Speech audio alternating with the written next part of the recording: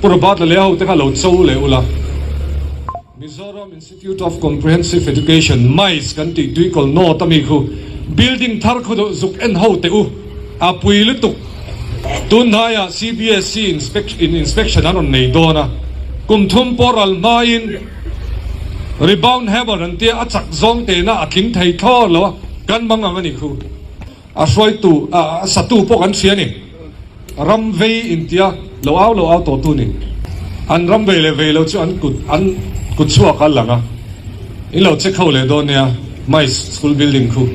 ruan sura ziti tu then khachu an do kana son le sok jela a far zone om hi anu phur khop ma an zunin te po kha lo enula pui takani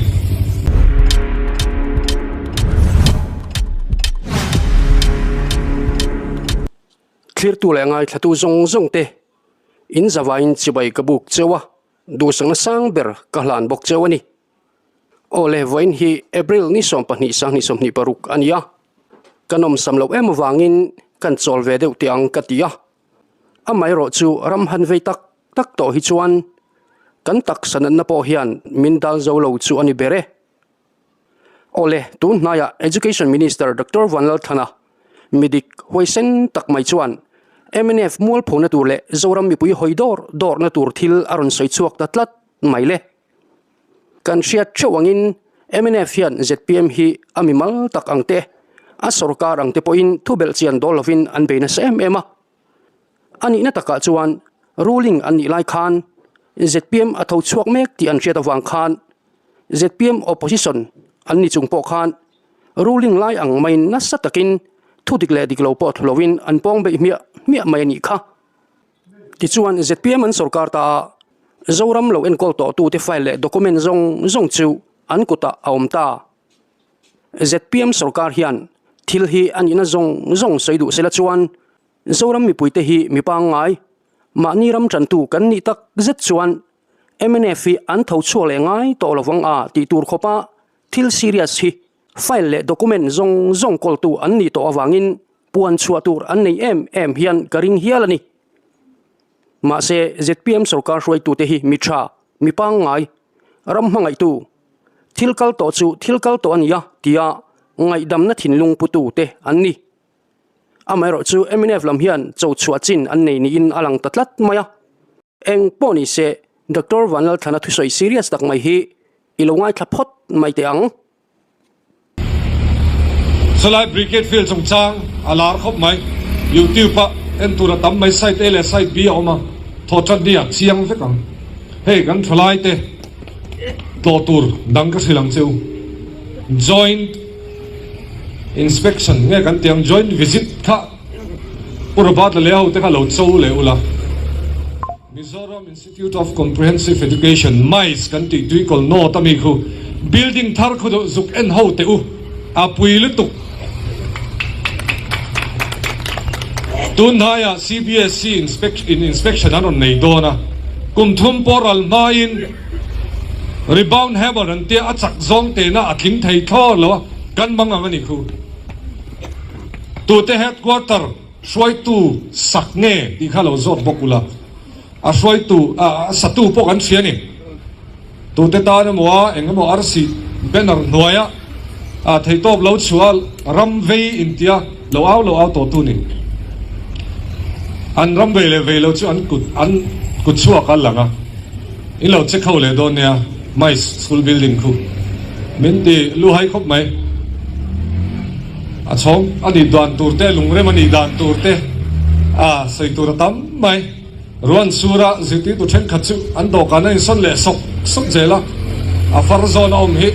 anu phur khop ma an zunin te po kha lo enula pui takani a za thak zo kulai kuin lo en ho le do ne chu tiang anga zak mi lo thla lo thop to tu te chu vote le kan bain ti han ka lu tun mi pui te hian kan ngai tu na kan ril fim kan se na ngai thil tam tak helaya kan in thil vek seng lo ama ro chu min chau chua ka de chuan chau le na turi kan nga lu tu soi tur kan nga lu tu political platform a hian a che theyang bera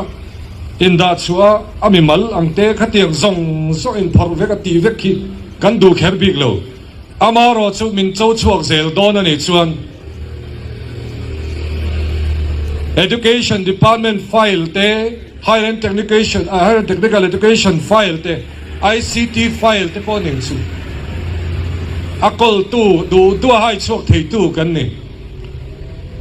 anh tiếng nghe nán lâu la cái anh tiếng nghe nán lên xem mà anh tiếng á chiến nghe lâu thổ thổ đi chú cái nên hậu dễ lắm cần sâu anh ấy thì khác cái suy đủ anh ấy số tiếng á sâu tu party chú cần vote mấy đô lắm nè cần candidate anh ấy rồi về lâu vắng tiếng am tu party lâu đinh chuộc khi đi vote mấy anh ưu tiên bị quỷ tết xóm đủ anh ấy ZPM su dang lam ngam party kan in dia kan dang lam reng boka kan pu berin i dang lam ango ke ni su dang lam tur kan ni party dang in ZPM te chu kan dang lam don an tia anin ti thabi kan tia thabi turat indin party kan ni thlat thabi turin ni chang ho ze lang u kan chang ho lo kan ti ni chuan mi puiten min pai khale don thabi turin ke ni chu kan in tiama kanin tiam ang ngayon kanin fuireng china kanin nora at sampay jong kanin vau hiala ni ZPM te kan dang lam zel don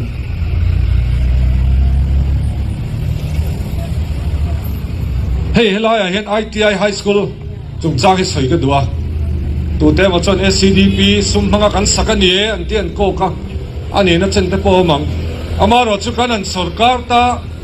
hey helaya hen school sak laya hen puisan batreu me an tia noi som thum chuang som li don kha state sarkar sumin kan pek sak ringot tu te ma chuan ha hi pin SCDP kan sakani hi ke ni sakani hi an tia kan sarkar no kan pek zo sakani atiran lo pek a chu tlem te ni ti ngai mi lo in kan tile hal state sarkar sumin aided school kha minor work satanga pek sakan ngai ta hiala til hi chuani na takin isoi zelela tuna ITI high school kan nei po hi ZPM in ati zo na tur kan boi pui saka sumba an lo nei to te kan rule saka chutianga kan ti zo sak chu ni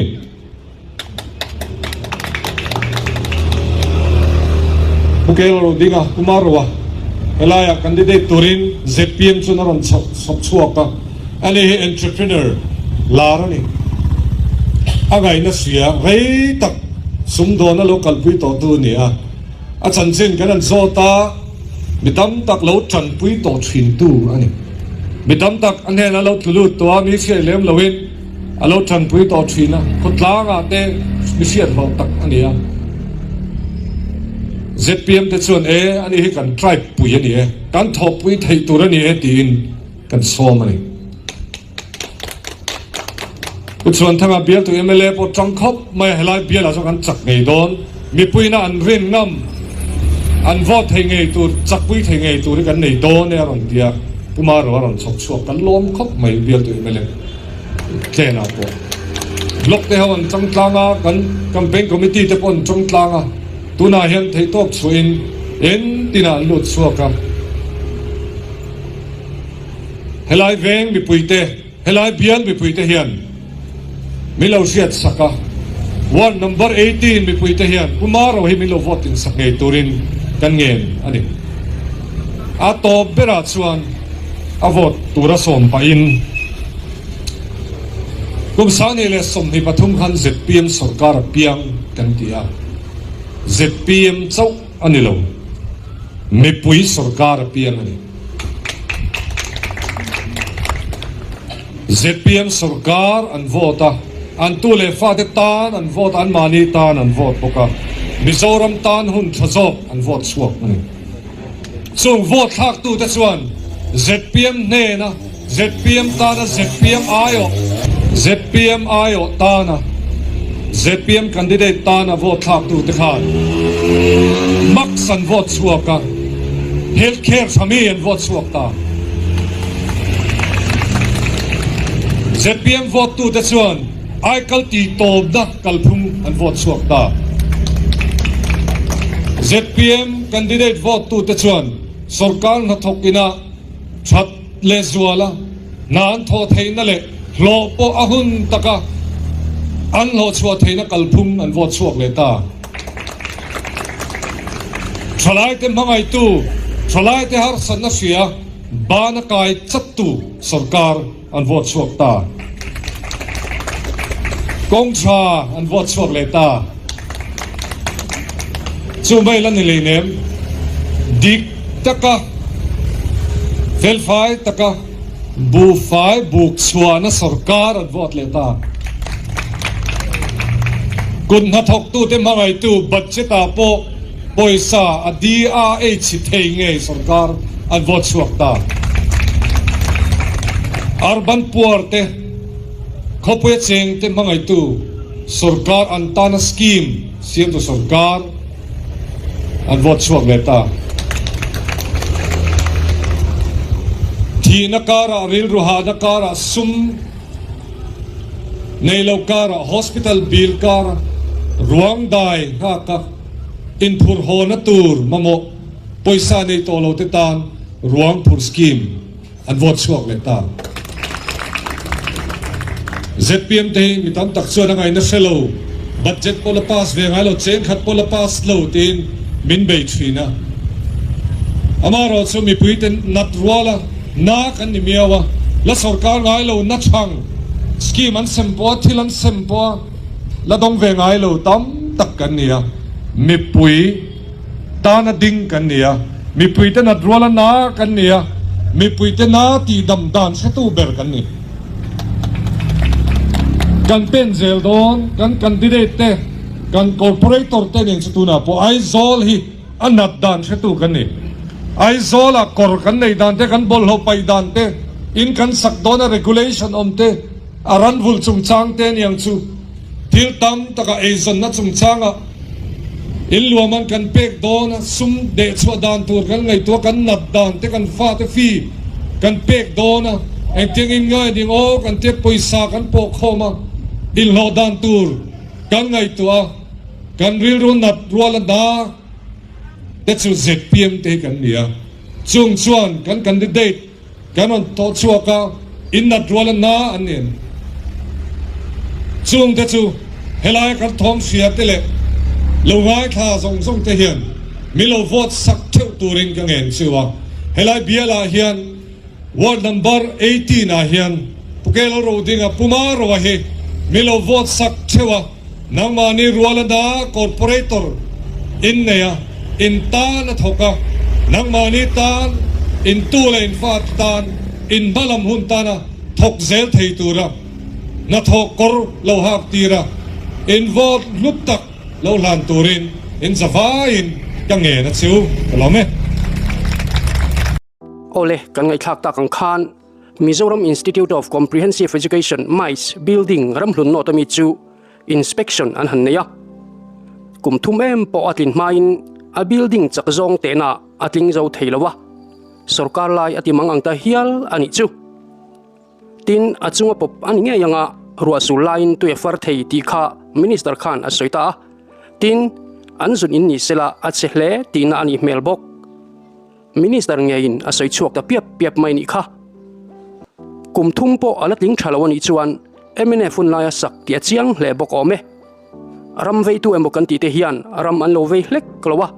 sumchi an lo vei ani ti asiat hle bok